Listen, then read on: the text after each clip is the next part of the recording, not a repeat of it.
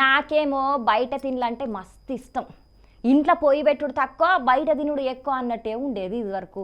ఆడిడ తింటే మంచిగా ఉండదని జర పేరు పోయిన కాడనే తింటుండేది. కానీ అయినా కూడా ఈ నడమస్తున్న వార్తలు చూస్తుంటే అస్సలకే బయట తినుడే బంద్ పెట్టినాం మేమైతే. నేనే కాదు, మీరు కూడా ఖచ్చితంగా బంద్ పెట్టాల్సిందేనులా. ఎందుకంటే అవి అట్లుంటాయి. మరి ఇప్పుడు గీ ముచ్చట ఎందుకు చెప్పినా అంటే, ఇగో గీ వార్త చూసి చెప్పిన.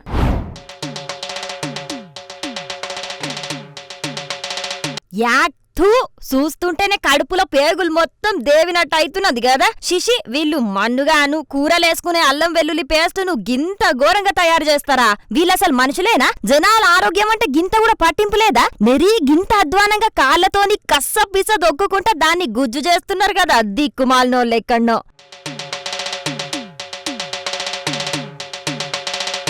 పట్నంలున్న చాదర్ఘాట్ ఏరియాల అక్రమంగా అల్లం వెల్లుల్లి పేస్ట్ తయారు చేస్తున్నారట. ఇక వాసన చుట్టుముట్టున్న జనాలకు బగ్గనే అచ్చటాలకు పోలీసులకు ఫిర్యాదు పెడితే ఈ బాగోతం బయటపడ్డది. మరి ఈ లత్కోర్ పని ఎన్ని రోజుల సంధి చేస్తున్నారో, ఎంతమంది పానాలతోని వీళ్ళు ఆడుకుంటున్నారో తెలియదు గాని మొత్తానికైతే ఇయాల్టితోని వాళ్ళ పాపం బండి గిట్ల దొరికిపోయినరు. కానీ పైసలు సంపాదించనీకి పచ్చిగడ్డి ఎండిగడ్డి అని ఏం తేడా లేదు. దేన్నైనా తింటున్నారు కొందరు లత్కోర్గాళ్ళు. అరే, వాళ్ళ పానం అయితే ఒకటి, మంది పానాలైతే ఒకటి.